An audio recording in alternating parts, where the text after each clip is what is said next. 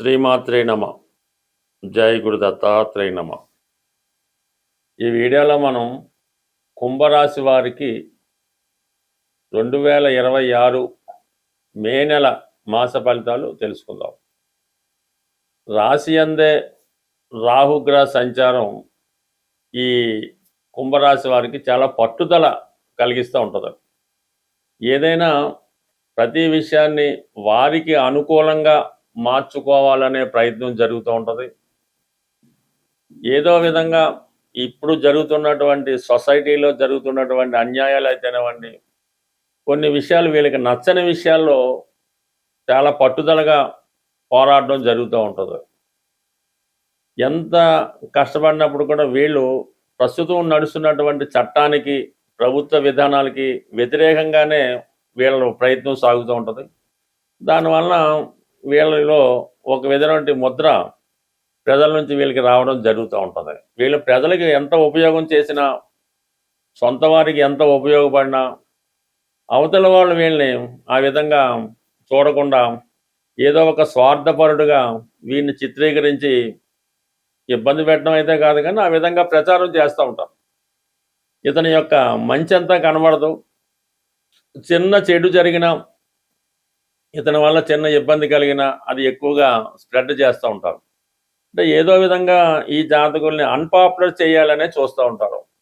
ఏదో సొసైటీకి చాలా ఉపయోగపడ్డారు, తన ఆస్తిలో కొంత భాగాన్ని రాసిచ్చాడు, ఏదో బాగా పోరాడాడు, అయితే అతనికి ఏదో చిన్న బలహీనత ఉంటుంది, ఏదో డ్రింక్ ఏదో చేస్తూ ఉంటాడు ఏదో బార్లో, అది ఫోటో తీసి ఈ పెద్దగా మొత్తం ఇదంతా ఇలా చేస్తున్నాడు, ప్రజల డబ్బంతా ఈ విధంగా పాడు చేస్తున్నాడు అన్న విధంగా ప్రచారం చేసి ఇబ్బంది పెడుతుంటారు.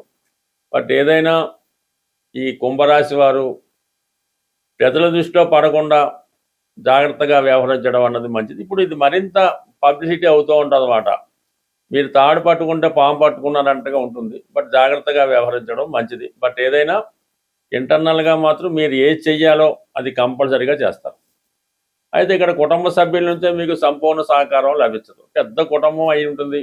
ఇప్పుడు అక్కడ శని భగవానుడు తిష్ట వేయడం వల్ల, కుజుడు కూడా 10వ తారీఖు వరకు అంటే మే 10 వరకు అదే ప్రాంతంలో ఉండడం వల్ల కుటుంబ సభ్యుల మధ్య విభేదాలు, ప్రతి విషయంలో మిమ్మల్ని విమర్శించడం, ధన విషయంలో ఎంత ధనం వచ్చినా అది ఏమైందో తెలియకపోవడం, అన్ని పనులు సంపూర్ణంలో సగంలో ఆగిపోవడం, ఈ విధంగా చాలా మనస్తాపానికి గురవుతూ ఉంటారు.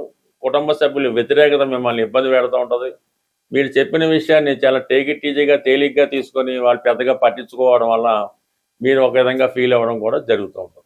అది ఇంకా ప్రధానంగా కుజుడు ఈ 11వ తారీఖు తర్వాత తృతీయ స్థానంలో సంచరించినప్పుడు కొన్ని పనులు చాలా వేగంగా చేయాలనే ప్రయత్నం, అంటే మీలో ఉన్నటువంటి ఆలోచనలకి మరికొందరు తోడవటం వల్ల మీ ప్రయత్నాన్ని, మీ ఉద్యమాన్ని ఇంకొంత ముందుకు నడిపే ప్రయత్నం అన్నది జరుగుతూ ఉంటుంది.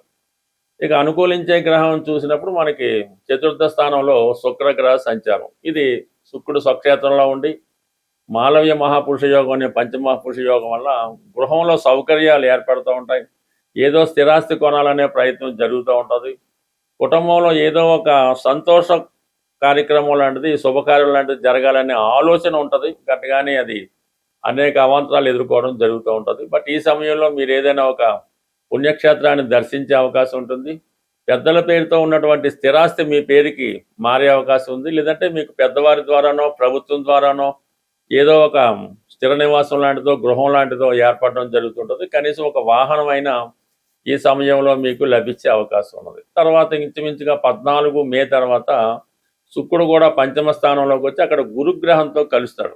ఇది ఒక విధంగా మీకు చాలా వరకు ఆర్థిక లాభాన్ని, మనసులో ఉన్నటువంటి కోరిక నెరవేరడానికి చాలా కారణం అవుతూ ఉంటుంది. అంటే ధన లాభాధిపతి 5వ స్థానంలో ఉంటూ శుక్రగ్రహం కలిగడం వల్ల ఇది గొప్ప కలయిక మాట. పిల్లల యొక్క భవిష్యత్తు కోసం మీరు ఏదైతే ఆలోచిస్తున్నారో అది జరిగే అవకాశం ఉంది. అలాగే చాలా వరకు మీరు ఏదైనా సంతానం కొరకు ప్రయత్నం చేస్తున్నా ఆ ప్రయత్నాలు చేసుకోవచ్చు. అలాగే ఉద్యోగం మారాలనే మీ ఆలోచన కూడా చాలా వరకు ఈ సమయంలో నెరవేరే అవకాశం ఉంది. అయితే మీకన్నా మీ పిల్లలకి, మీ యొక్క సంతానానికి మంచి గుర్తింపు రావడం జరుగుతూ ఉంటుంది. ఇక ప్రధానంగా 7వ స్థానంలో ఉన్నటువంటి కేతుగ్రహ సంచారం, సప్తమాధిపతి రవి ఉచ్చస్థితి, ఇవన్నీ కూడా మీ జీవిత భాగస్వామి యొక్క హోదా పెరిగే అవకాశం ఉన్నది. వారు ఎంత దూరంలో ఉన్నా వ్యక్తిగతంగా వారి యొక్క అర్హత హోదా పెరుగుతూ ఉంటుంది. కానీ కొంత ఎడబాటు ఈ భార్యాభర్తల మధ్య రావడం అనేది సాధారణంగా కుంభరాశి వారికి వివాహ జీవితం ఏదో ఒక చికాకు చూపిస్తూ ఉంటుంది. అది ఏదైనా కారణం వల్ల కొంత ఇబ్బందులు ఈ వైవాహిక కనబడుతుంటాయి. బట్ ఏదైనా ఈ కుంభరాశి వారు అనుకున్నది ఖచ్చితంగా సాధించే ప్రయత్నంలో విజయవంతం అవుతారు. మనం ప్రతి నెల ఏదో పరిహారం తెలుసుకునే ప్రయత్నంలో ఎవరైతే తీవ్రమైనటువంటి ఆర్థిక ఇబ్బందుల్లో ఉన్నవాళ్ళు ఈ రెమెడీ అన్నది ప్రతి మంగళవారం చేయవలసి ఉంటుంది.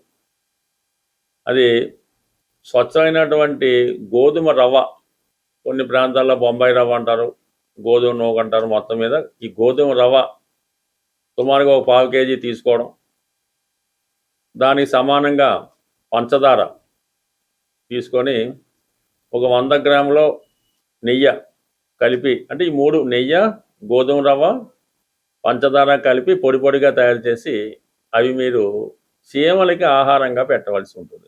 అంటే ఎక్కడ తోటల్లో ఉన్న, అడవిలో ఉన్న, అలాగా పార్కులో గట్ట ఉన్నప్పుడు అవి ఈ మంగళవారం రోజు ఈ చీమలకి ఇది నైవేద్యంగానో ప్రసాదంగానో ఈ మొత్తం ఈ గోధుమతో చేసినటువంటి మిక్చరు పెట్టడం జరుగుతుంది. అదే రోజు మీరు సాయంకాలం పూట, అంటే పొద్దున్న చీమలకి వేయచ్చు, సాయంకాలం వేస్ట్ వేయచ్చు, కానీ ఈవినింగ్ పూట మాత్రం మీరు ఆంజనేయ స్వామి ఆలయాన్ని దర్శించవలసి ఉంటుంది.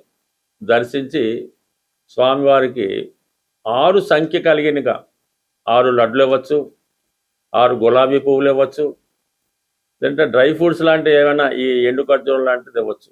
అది స్వామివారికి అక్కడ ప్రసాదంగా ఇచ్చి అక్కడ కొంచెంసేపు కూర్చొని ఏదో హనుమాన్ చాలీసా ఏదో చదువుకోవడం. అంటే ఈ విధంగా ఒక 6 వారాల పాటు మీరు చేయవలసి ఉంటుంది. అయితే ప్రతి వారం కూడా మీ ఇంప్రూవ్మెంట్ అన్నది కనబడుతుంటుంది. అంటే మనం ఏ రెమెడీ అయినా సరే మొక్కుబడిగా చేస్తే మాత్రం జరగదు. రెమెడీ కూడా ఎవరికి వాళ్ళే చేసుకోవాలి తప్ప మీ తరపున ఏదో డబ్బులు ఇచ్చి చేపించేయడం వల్ల కూడా ఏ విధమైన ఉపయోగం అయితే ఉండదు. అందువల్ల ఏంటంటే మీరు శ్రద్ధతో, నమ్మకంతో ఈ పరిహారం చేయడం వల్ల కంప్లీట్గా మీ యొక్క ఆర్థిక సమస్యలు ఒక 6 వారాల్లో తీరిపోవడం జరుగుతూ ఉంటుంది. ఇదే విధంగా తీవ్రమైన అనారోగ్య సమస్యలతో ఇబ్బంది పడుతూ ఉంటారు. ఎక్కువగా బ్యాక్ పెయిన్, నడుము నొప్పి, భుజాల నొప్పులు, ఇటువంటి మోకాళ్ళ నొప్పులు ఉన్నవాళ్ళు ఆదివారం రోజు, ఎస్పెషల్లీ ఆదివారం రోజు మరి పాయసం నైవేద్యంగా, అంటే పాయసం తయారు చేయవలసి ఉంటుంది. గోధుమ పాయసం కానీ బియ్యం పాయసం అయినా పర్లేదు. ఆదివారం రోజు తూర్పు దిక్కున ఉన్నటువంటి సూర్య భగవానుడికి నైవేద్యంగా పెట్టి అది మీ కుటుంబ సభ్యులే తీసుకోవడం జరగాలి. అంటే కేవలం 3 వారాలు మాత్రం ఈ సూర్య భగవానుడికి పాయసం నైవేద్యం పెట్టడం వల్ల ఓపిక ఉంటే ఆదిత్య ఉదయం వినడం. అయితే ఆదివారం కంప్లీట్గా మీరు నియమంగా ఉండాలి. ఎన్వి అది మానేయడం, అలవాట్లు ఏమన్నా ఉంటే పక్కన పెట్టడం.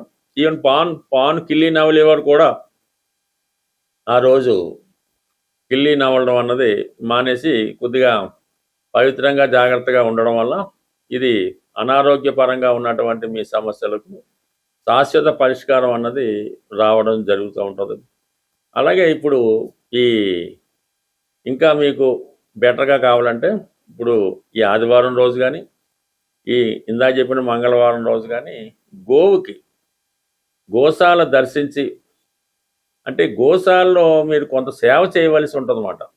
అది అక్కడ ఉన్నటువంటి శుభ్రం చేయడం, శుభ్రంగా ఆవుకి స్నానం చేయించడం, కాళ్ళకి అది అంటే గోసేవ చేయవలసి ఉంటుంది. గోవికి నచ్చే విధంగా మీరు ప్రవర్తించడం వల్ల, గోవికి కొంత ఆహారం తినిపించడం వల్ల కనీసం ఒక 40 నిమిషాలు, గంటన్నా ఆ గోశాలలో మీరు కాలం గడపడం వల్ల మీలో ఉన్నటువంటి నెగిటివ్ ఎనర్జీ లాంటిది, దుష్ట శక్తులు ఏమైనా ఉంటే అవి కంప్లీట్గా వెళ్ళిపోయి మీకు ఒక మంచి స్వచ్ఛంగా రావడం జరుగుతుంటుంది. మంచి గాలి పీల్చడం వల్ల మీకు మరి అది స్వచ్ఛతగా ఉంటుంది. అప్పుడు మీకు భగవంతుడి యొక్క అనుగ్రహం తొందరగా లభిస్తూ ఉంటుంది అన్నమాట. ఇది అంటే మిమ్మల్ని మీరు శుద్ధి చేసుకోవడం వల్ల భగవంతుడి యొక్క అనుగ్రహానికి తొందరగా రావడం, శుభగ్రహాలు మీకు అనుకూలంగా పనిచేయడం, దుష్టగ్రహాలు మీకు వ్యతిరేకంగా దూరంగా వెళ్ళడం, ఇవన్నీ జరిగే సూచనలు ఉంటాయి. కాబట్టి కంప్లీట్గా నమ్మకంతో ఈ రెమెడీ, ఇవన్నీ కూడా సూర్యుడికి సంబంధించినవే, కానీ సూర్యుడే ధనాన్ని ఇవ్వగలడు, సూర్యుడు మాత్రమే ధనం ఇవ్వగలడు. అందువల్ల ఏంటంటే మీరు ఈ విధంగా చిన్నపాటి రెమెడీ నమ్మకంతో చేసుకుంటే కంప్లీట్గా మీ యొక్క సమస్యలకి పరిష్కారం దొరుకుతుంది. స్వస్తి.